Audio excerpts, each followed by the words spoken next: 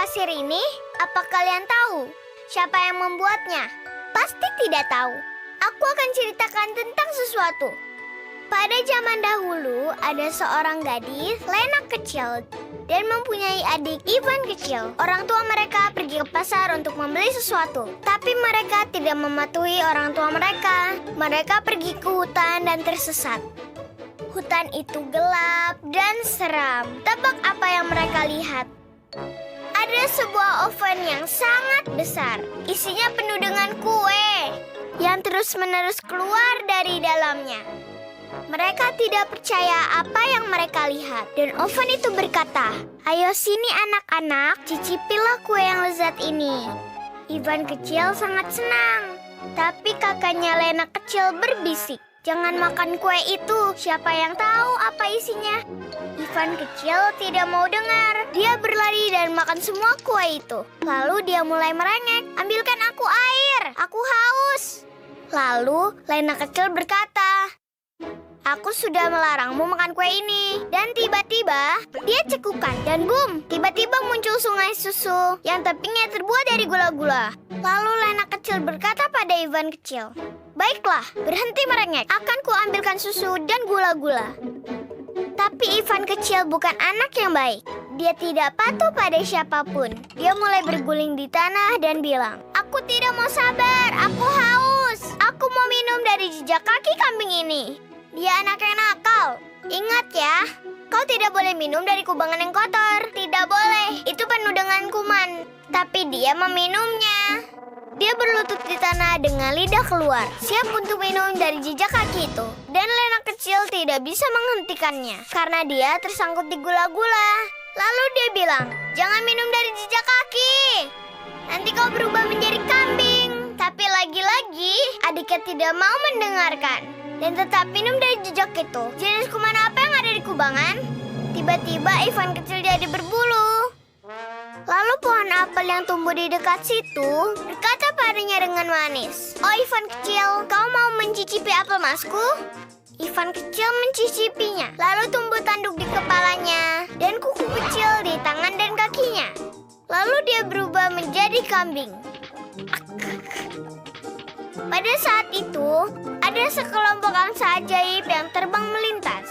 Mereka dengar ada yang mengunyah dengan suara keras di bawah pohon apel. Itu adalah kambing yang sedang mengunyah apel. Dia makan semuanya, bahkan juga bijinya. Angsa ajaib itu sangat kaget. Mereka pun membawa kambing kecil itu kepada penyihir tua. Mereka menukik, mengambilnya dan pergi menuju pondok penyihir tua. Ketika penyihir tua itu melihat kambing kecil, dia menyukainya. Karena dia sangat lucu, bagus, dan sangat gemuk. Sehingga penyihir tua itu ingin menelan kambing kecil. Penyihir tua mulai memanaskan ovennya dan mulai bernyanyi. Penyihir tua punya kebun kambing kecil dan api untuk makan kambing kecil sesuai keinginannya. Kambing kecil mengambil ketakutan sampai suaranya terdengar ke tepi hutan. Api menyala terang dan panas. Air dalam panci sudah mendidih. Semua pisau tajam dan berkilau. Apa ada yang mau membantuku? Dan dia cepat-cepat berlari ke tempat di mana dia melihat kakaknya berusaha keluar dari gula-gula. Penyihir tua melihat kambing kecil telah melarikan diri dan menyuruh angsa ajaibnya untuk membawanya kembali. Lena kecil baru saja keluar dari gula-gula. Dia menjemput adiknya, tapi tidak tahu harus bersembunyi di mana. Dia tersesat, duduk di tanah dan mulai menangis. Oven itu memerah tersipu malu karena telah menyuruh Ivan kecil makan semua kuenya. Dia menyembunyikan mereka di dalamnya. Angsa ajaib menukik turun dan tidak melihatnya. Lena kecil tidak bisa menemukan jalan keluar dari hutan itu. Tapi Ivan si kambing kecil bisa menemukan jalan untuk pulang. Ketika sampai di rumah, Lena kecil menceritakan yang terjadi. Lalu Ivan kecil dibawa ke semua dokter dan diberi semua macam obat. Akhirnya dia menjadi anak-anak lagi. Jadi sebaiknya kau jangan makan sembarangan di tempat yang asing. Dan jangan minum air apapun selain air matang atau dari botol bersih. Nanti kau menjadi kambing dan dokter tidak mau menolongmu.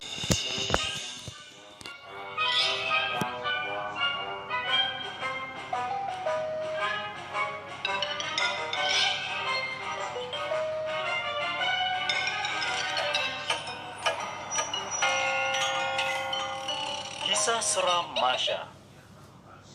Kisah perut sakit. Teman-teman, kisah ini menceritakan seorang anak yang takut sekali pada dokter. Hari ini, aku akan menceritakan kisah yang sangat menakutkan mengenai seorang anak yang takut pada dokter dan hal yang mengerikan. Pada malam hari, Sima menyiapkan makan malam untuk mainannya. Dari lilin mainan, potongan-potongan hitam. Dan juga, Sima menyiapkan krim bubur tepung untuk diberikan pada mainannya. Dia dudukkan boneka-bonekanya dan mulai menyuapi mereka. Sepotong untuk nenek dan sesendok untuk kakek. Kakek juga memberikan kepada cucu-cucunya. Singkat cerita, Sima memberi makan bonekanya. Dan pada saat yang sama, ternyata Sima makan juga. Lalu, malam pun tiba. Sima berbaring untuk tidur. Tapi tidak bisa tidur. Perut Sima berbunyi terus. Itu harus segera diberitahukan kepada ibunya. Tapi Sima takut kalau melakukannya. Ibunya pasti memanggil dokter. Dan itu akan menjadi penderitaanku nanti. Dan perutku akan semakin sakit. Tiba-tiba Sima mendengar suara nafas yang sangat dekat. Sima bangun dari tempat tidur dan berusaha melihat siapa sih yang menangis dalam lemari. Sepertinya tidak ada siapa-siapa di sana. Hanya ada boneka Lucia yang duduk di sudut. Lalu di bawah sinar bulan, Sima memperhatikan bahwa pipi Lucia ternyata basah karena air mata. Tiba-tiba ada yang mengerang di bawah tempat tidur Sima. Sima langsung melihat.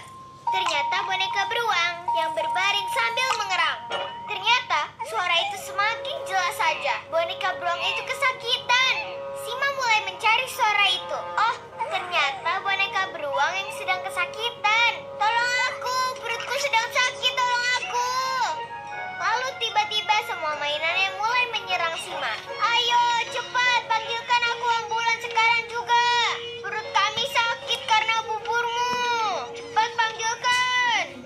Tubuh Sima gemetar. Ambulan apa, dokter? Ini adalah hal yang paling mengerikan di dunia. Kalau dokter datang karena keadaan darurat, dia akan segera memberi resep obat pahit untuk kita semua. Dia akan menyuruhmu memperlihatkan lidahmu dan memasukkan sendok ke dalam mulutmu. Dan yang menangis atau menolak akan diambil dokter dan dibawa ke rumah sakit. Tapi rupanya mainan-mainan itu tidak peduli dengan siapa atau kemana mereka akan pergi. Oh, perut kami. Mereka menangis dan tidak mau diam. Dokter itu membawa boneka-boneka itu ke rumah sakit. Sima kasihan sekali melihat boneka itu. Sakit, tolong aku sudah tidak tahan lagi. Mereka semua menangis tidak mau diam. Dan sekarang ternyata perut Sima yang kesakitan. Sehingga tiba-tiba matanya melihat titik jingga. Sima melihat awan hijau banyak sekali. Dan naga merah muda kecil yang sedang makan donat terbang di awan. Mereka terlihat gembira.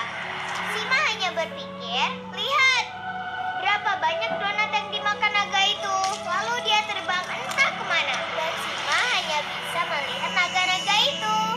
Entah lama atau sebentar. Akhirnya Sima terbangun. Dia menyentuh perutnya, sepertinya tidak sakit. Sima membuka matanya dan segera menyadari bagaimana dia berada di kamar asing bertembok putih.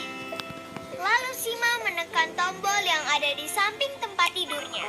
Dan tiba-tiba pintu terbuka dan masuklah seorang peri salju, putih bersih dan tersenyum. Dan peri itu cantik sekali. Dia pasti akan mengucapkan selamat tahun baru padaku, pikir Sima. Tapi peri salju itu sama sekali bukan peri salju, melainkan dokter. Dan ternyata dokter itu tidak memberikan obat pahit kepada Sima, hanya menyentuh kepalanya, kemudian menyentuh perutnya. Dan dokter itu berkata, Sima, lebih baik makan jeruk dan bukan memakan potongan lilin mainan. Kalau kau tidak memakan lilin-lilin itu, sepertinya kau tidak perlu datang ke rumah sakit, Sima. Oh ya, rumah sakit ini tidak mengerikan, pikir Sima. Ternyata dokter itu sama sekali tidak seram ya. Lain kali, kau tidak perlu takut pada dokter, tapi takutlah pada orang tidak dikenal. Tepat sekali teman-teman, bukan dokter, tapi juru masak. Karena mereka sudah memasak krim gandum ini yang guys, assalamualaikum. Jangan lupa subscribe YouTube channelnya ya.